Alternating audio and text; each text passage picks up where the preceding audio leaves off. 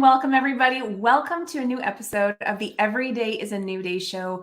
My name is Kim O'Neill, and today we are going to be talking about parenting a special needs child. I have a really wonderful guest who's going to be sharing so much, and we've already been talking about this. There's so much she could share that I've already planned to bring her back for a second show, and it's going to be, I'm so grateful, and I know you will love it too. So with that said, before we move further, let's take a quick moment to shake off yesterday.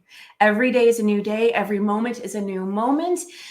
And where do you have your greatest power? Where can you feel your best when you are bringing your energy into the present moment? I literally do this before every show and had to do it even before right now. We just started. It's such a game changer to take a moment, pause, center yourself, take a deep breath,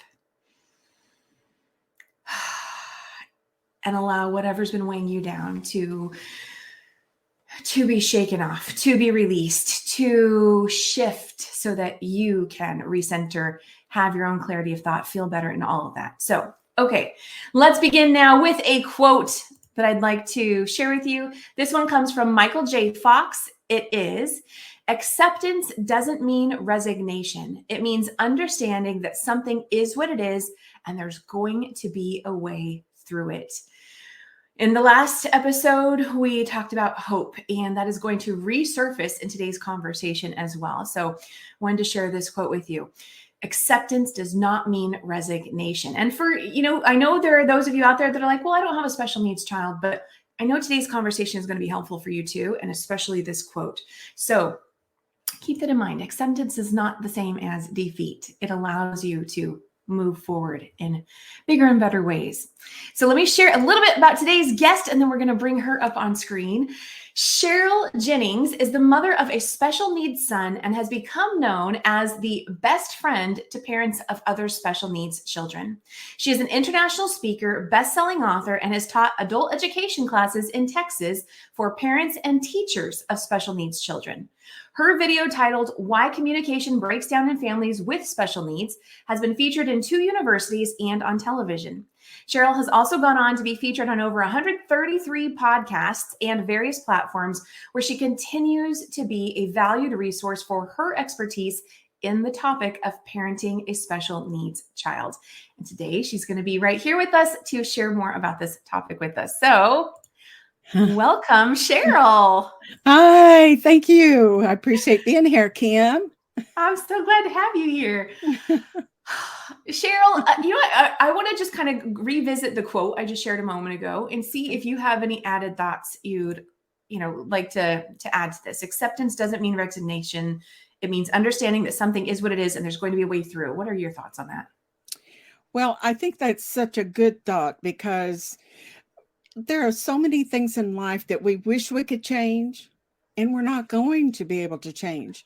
And having the wisdom, or whatever you want to call it, to say, I know this isn't going to change, I'm just going to do the best I can, is the perfect solution. Because if you're not going to change something, you can beat your head against the wall as long as you want to, but it isn't going to change one thing.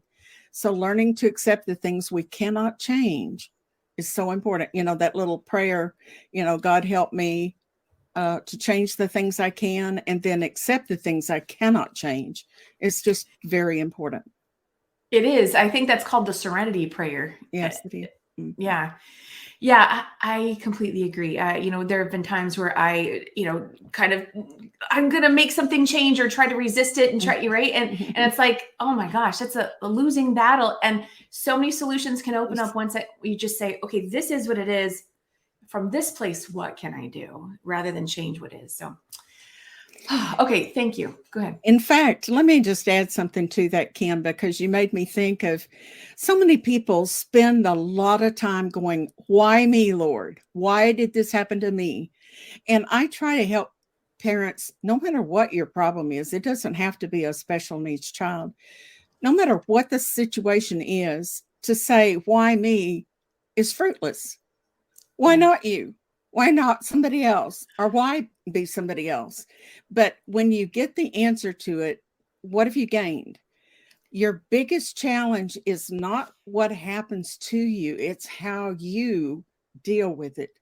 And one of the things I try to teach people over and over is your attitude may be the only thing you can change. And when it is, you either become a better person because of what you've gone through, or you become a bitter person. And when you're bitter, nobody wants to be around you.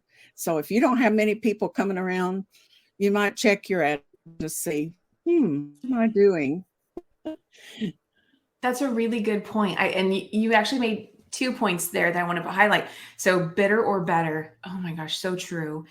And I love that you said, why not you? Because in that, I can hear people going, what? It's kind of a jolt, right? Because it can be so common to hear or think, why me? Why me? But when you add that word, why not, you might think it's a negative. And yet I instantly hear opportunity, possibility. Here, wait a second, there's something here. Why not you be the person?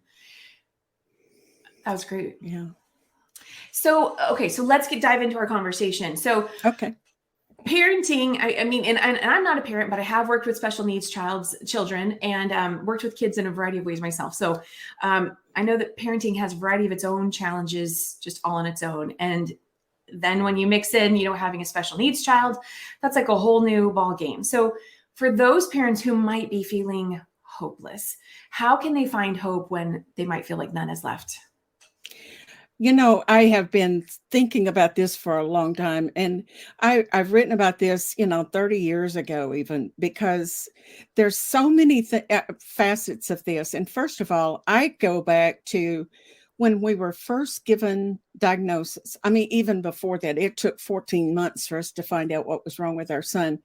But every time doctors would talk to us, it was like, oh, put him away, forget you ever had him. And even 5 years ago, he is now 52. He was in a hospital and he was dying because they couldn't fix what was wrong. They were puncturing his internal organs. They knew he wasn't going to live. And a doctor opens the door, walks in and goes, sign this DNR right now. And I'm like, what? Oh my gosh. And I could just see they were going to pull plugs on him. And she just was so pushy. And I said, well, we haven't thought about that. I've signed papers for myself. I'm not ready to sign that for him. And she said, well, you need to. And I said, well, I want to talk to the doctor first, because she was just the hospitalist. She had never seen us before. Wow. And then she said, you don't have time to see him. And I definitely thought, what are they about to do? What's happening to my son? He's laying there in a bed. And yes, he has special needs, but he was laying there hearing and seeing everything going on. And what he understands is beside the point. I think he understands more than he can communicate. So he was seeing how we were upset and crying. And I started crying. And then she points to him across the room and goes, look at him. He has no quality of life. And I just was like, I wanted to drop through the floor. I was ready to scream. And we have a young man that helps us take care of him. He jumped out of his chair and he said, don't you say that about Blake. He has he has a quality of life and we enjoy him. And I'm telling you, for a parent to be told those things, many times they leave hospitals in tears, feeling hopeless. They don't know what to do. That's the authority that's now told them there is no hope. We were told numerous times, put him away, forget you had him, just go have some more kids. Like they're disposable. Give me a break. Wow. No, they're not disposable. And I have found that a lot of people feel that way. And so when you go home, you don't know who to talk to. Your family doesn't really understand what's happened. Even if you get a diagnosis, they don't know what's going on. You don't know anybody that's had this problem before, and you feel like you're all alone. And so the two of you start fussing. And sometimes you're crying. Then you start thinking, well, maybe I should have taken all my vitamins and I missed some. I didn't have anything to do with it. But in your mind, you start coming up with things, trying to figure out what happened. Why did this go wrong? And for us, I was in the hospital ready to deliver when they couldn't find the doctor. So somebody came up with the bright idea of giving me ether. And I wake up 2 hours later when he's just been born I never knew they did not give him. I mean, he couldn't breathe when he was born. They gave him oxygen and never told me. That doctor was heading out on vacation. So he just said, everything's fine. He leaves town. Our son is put in a nursery. Nothing is done extra for him. And at that time, I was in the room about 4 hours before they brought him in the first time. In walks the nurse and she pinches him and says, look, this baby's got a temper. And all he did was try to cry. And I thought, what are you doing to my baby? Oh. Well, and then he couldn't suck. So those are two big clues. They should have known that he had cerebral palsy. He had a lack of oxygen that caused it, but we didn't know. So they take him back and they say, oh, don't worry, we'll feed him some more. They take him back, do nothing else except maybe try to feed him. He's in a crib, and all of a sudden about midnight, they realize he's turning blue. So no telling how long he went without oxygen again. So, I mean, we don't know those things. We are parents, and they don't tell us everything. They don't explain things, and we don't even know what to ask. You know, we're seeking answers, but we don't know questions. We don't know what to say. And, you know, except we're scared and we're thinking, they know more than I do. No, they don't. And if ever I could instill in families, understand you're with your child 24/7. You see things they don't see. And I don't care how smart they are. They don't know everything, even if they pretend to. So just know that there is somebody out there that can offer that support. And if I could have my way, Kim, I would set up a program. And I've just thought of this in the last few months, that I wish I could set up a program as a consultant to go to hospitals, see how they handle things, even if it's for your parent or you, your spouse, somebody. They come in with some diagnosis that they don't explain or it's hopeless. And then to say, okay, here is what we found is wrong. So we're going to send in someone who is a counselor to see what your needs are. Let them come in and evaluate the situation. And then based on that, do they need help? Do they need counseling?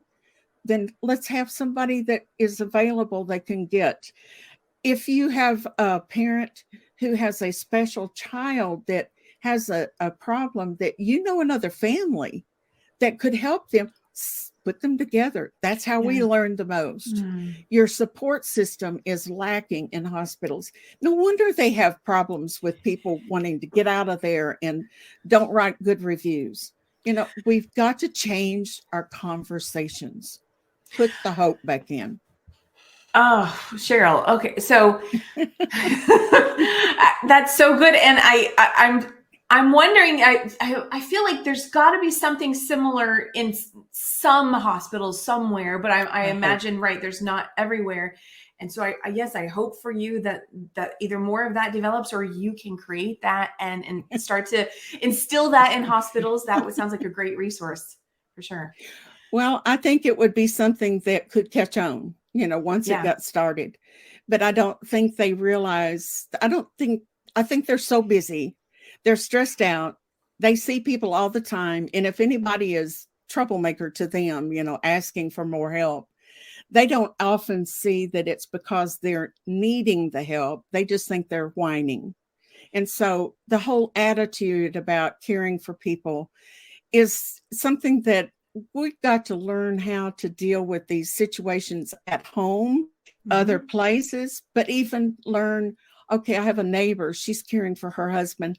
Maybe I could go mow their yard, or maybe I could go pick up groceries for them. Maybe I could go sit with him for an hour and read a book to him, or just sit there so she can go and be by herself for an hour a week. Wouldn't that be a gift? What a novel idea. But it's not. Those are easy things we just don't think about.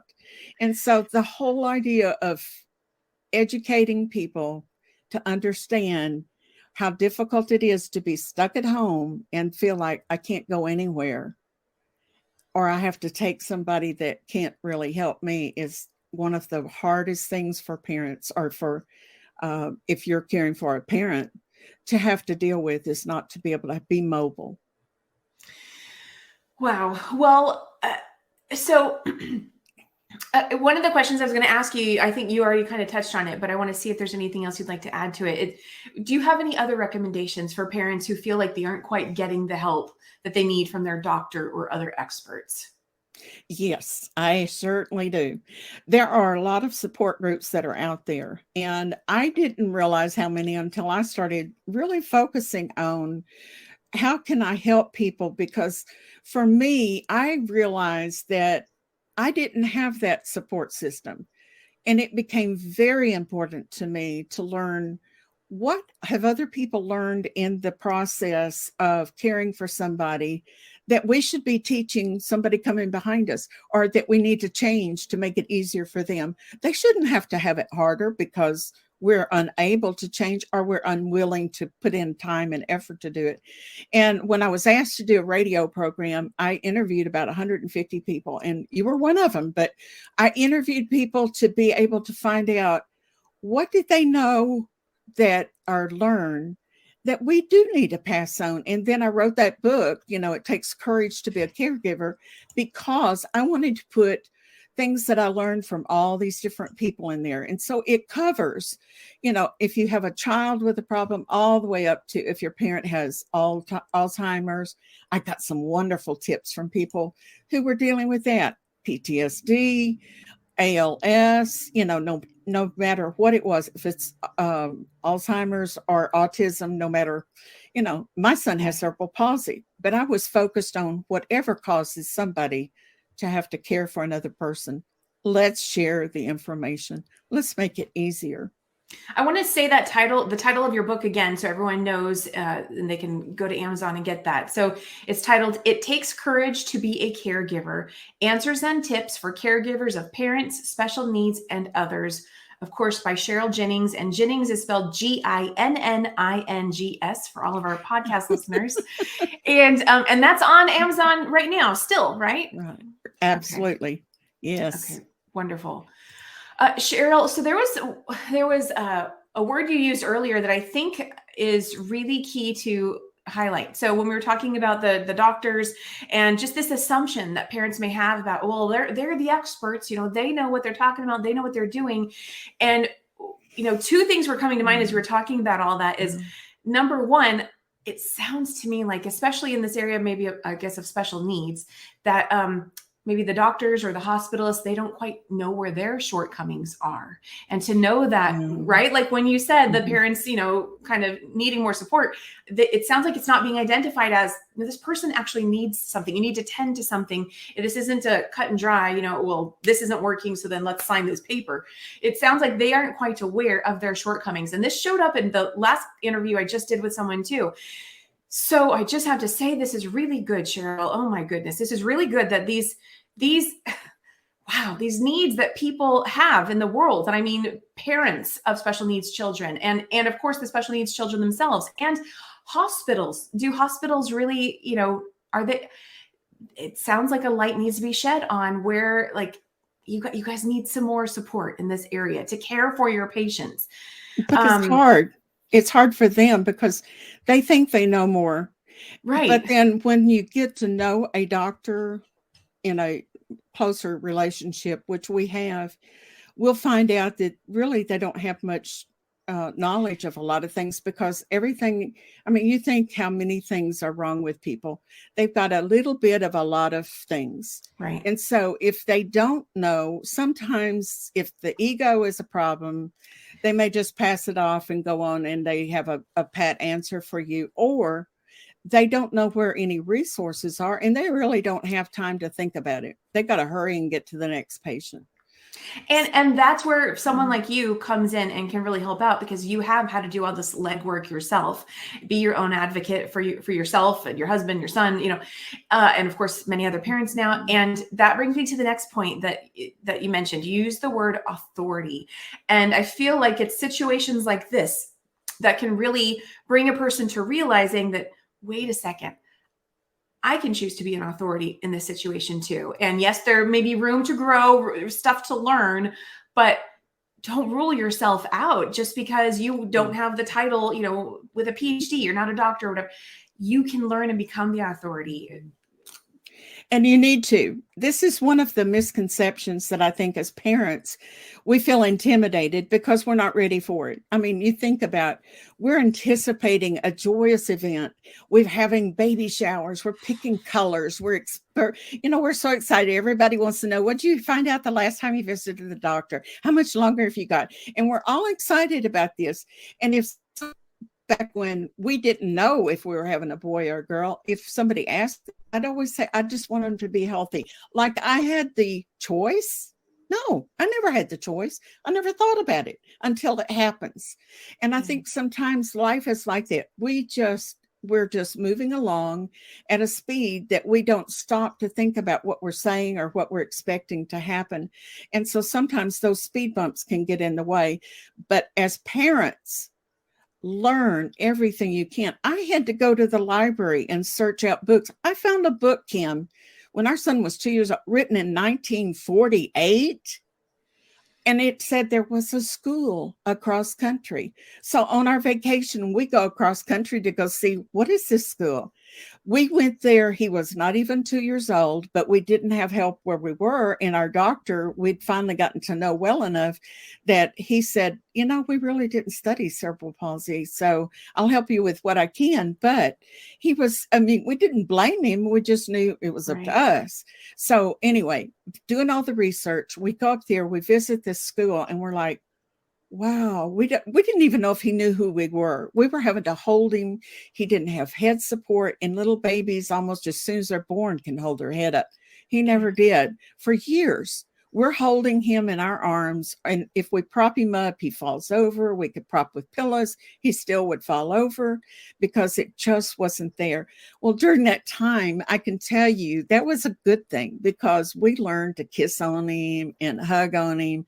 And we really, he is close to us still. He loves his daddy so much because his daddy held him a lot.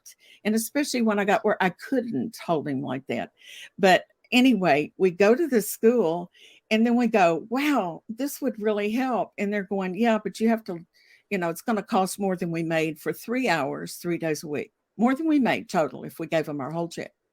Wow. So then they said, but if that's a problem, go to United Cerebral Palsy. So we go to them and they go, well, we can help you, but you have to be a resident of the state for a year first. But don't let that stop you. If that's a problem, then we'll help you find friends and relatives and different ones that will help a little bit until we can make up the difference in there. And then that afternoon, we're offered a job. We went back home to Tennessee thinking, wow, God's just sent us a note from heaven. It felt like, to get a school, the funding possibility, and a job. So we go back, we load up, we're ready to go. I go back to let him go through the pre-testing.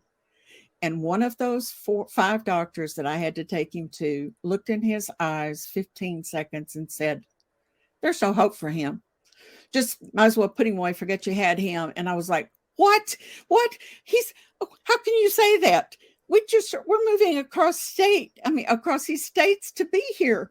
And he's, well, there's no hope for him. And I'm like, he said, I'm going to tell him not to even accept him in the school. I was like, how can you do that? I said, at least in Tennessee, we had therapy once every 2 months. We had to drive 100 miles for it. And he said, if you want therapy, go get it for yourself. It ain't going to help him. He's not even 2 years old yet, Kim, and he's telling me that. Do you know how many times I've wanted to go back and say, look, doctor, this is the one you thought wouldn't do nothing. And when he was about, I guess in his early 20s, we ended up getting some help in a residential school because my health had broken down. And that's another whole long story of a lot of terror. But anyway, one of the therapists there worked with him with art. And she taught him, she just was helping him. That she said, I do nothing with the paper. I help him let him choose colors. And then she gave him a paintbrush that would paint a house. And then everything he did, they could sell immediately. He got to decorate 14 Southern dental clinics in Houston. Texas A&M recognized him as a special artist. He's got art out in Washington State at the Seattle in the medical center out there. And his art, people would call and say, this is what I want. And she could hear what they said, help him get the colors.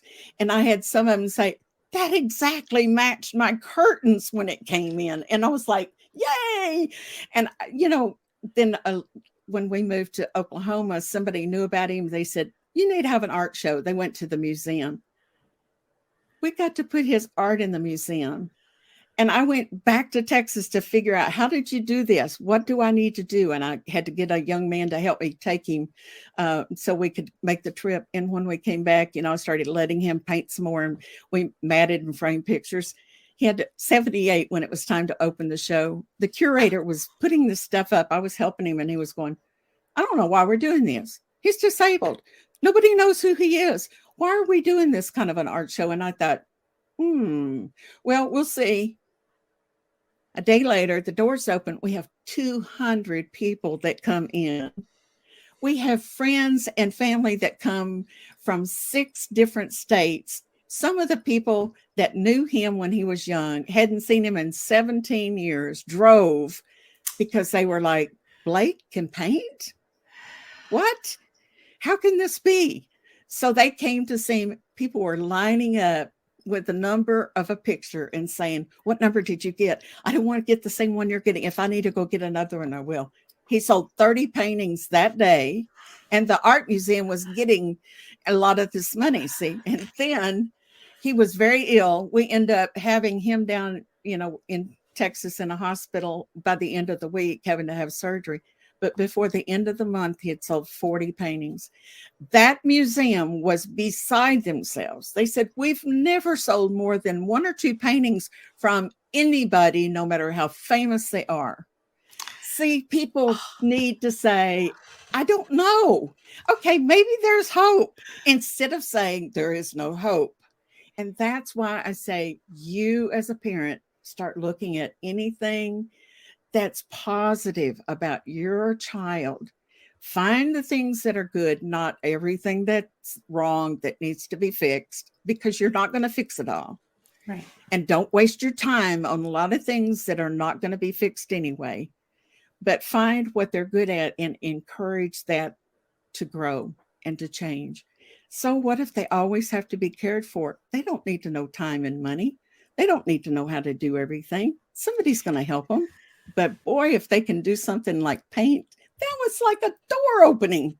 And it gave him so much pleasure. Oh. But the people that saw what he did have had so much pleasure in being able to have some of his paintings. Even the mayor of his little town would buy note cards, and it would have his, splats of paint on there. He would send those as personal messages to people. I mean, Cheryl, you know what that does for me? Yeah. Oh my goodness. Happy mom. Happy mom. Cheryl, I wish, and I would love to do this next time if there's an opportunity for it. I would love to actually showcase, one of, some pictures of his art, because that's such a wonderful story that you shared there. I love that. And what I also want to bring forth for everyone from that is, not only is there always hope, I mean, clearly there are hidden talents, and I believe everyone has hidden talents. Some are obvious and some are hidden. And so I love that you say, look for them, figure out what they are. And it may be painting, or it might be something else. Like, don't judge what you see show up. What's unique about that person? That's a gift. And I want to add that just because one person doesn't believe, just because 5 doctors don't believe, if you believe, that is what matters. I mean, Cheryl, you are also a gift. You and your husband are a gift to your son, to be able to help him flourish and blossom and have this art career and fame from his art. I mean, that is so special. So, Cheryl, I absolutely love talking to you. And I know you know that we could talk more, and we have more to talk about, but we're going to have to go ahead and wind down here. And so that's why we are going to absolutely bring you back to talk more about this. I know you have tips for parents. We're going to talk even more about communication with parents and, trusting your instincts and things like that. We'll do that all next time. Do you have any final words you'd like to share before we wrap up? I'll have one little short quote. Yeah. Happiness is a state of mind, not circumstance. And for us as parents that have problems that are going on, no matter who you are, everybody's got problems. If you can realize that it's within you, not to have everything straightened out, but to have you change your attitude, that will make it so much better. So I Wonderful. appreciate you having me on. If anybody wants to go to my website, just go to Cheryl-coaches.com and get a free gift. If you Cheryl are, Best Coaches. Okay. that's all it is, Cheryl-coaches. And on there's an ebook for parents, or if you have special needs, it talks about the top problems that parents face. But if you're caring for a parent, there's also something else for you. So go there. I am Wonderful. always glad to share whatever I can. Thank you for having Awesome. me, Kim. You're so welcome, Cheryl. And for our audio only listeners, I want to spell that out. So Cheryl-coaches.com is CHERYL-coaches, COACHES.com. So definitely check Cheryl out. And Cheryl, I'm going to go ahead and put you down in the lobby, and I'll be right there and see you again so we can say our goodbyes. But thank you again so much for being here today. Thank you, Kim. Oh my goodness. So, what are you taking away from today's conversation? And again, I ask this of, whether you are a parent of a special needs child or someone who's not, what are you taking away? The power of belief. I'm going to share some of my takeaways. The power of believing in yourself, the power of believing in those you love, those you care about, the power of your ability to become the expert on your own situation, become the authority on your own situation, that regardless how many people with titles are going to say, there's no hope, give up, and share whatever other negative talk. And I get that they may think they're coming from a certain place, right? But when you know what, this does not make sense, you don't have to give up. And I hope just always know that there's always, always, always hope. So we're going to go ahead and end the show here, but I just want to thank you so much for being here today. Remember that every day is a new day. Wherever you are today does not have to be where you are tomorrow. Wherever you were yesterday does not have to be what you embody and embrace today. Remember to take a moment to shake off whatever's weighing you down, because every moment offers another opportunity to shift into new possibilities. Why not you? I love that Cheryl said that. Okay, remember to check out her book. I'm going to put it on the screen again really, really, really quick here. It's kind of covering my face. It Takes Courage to Be a Caregiver. Check that out on Amazon. Have an amazing day, everybody. I'll see you all again very, very soon. Give me a second here while I close out. Here we go. Here it is. Bye.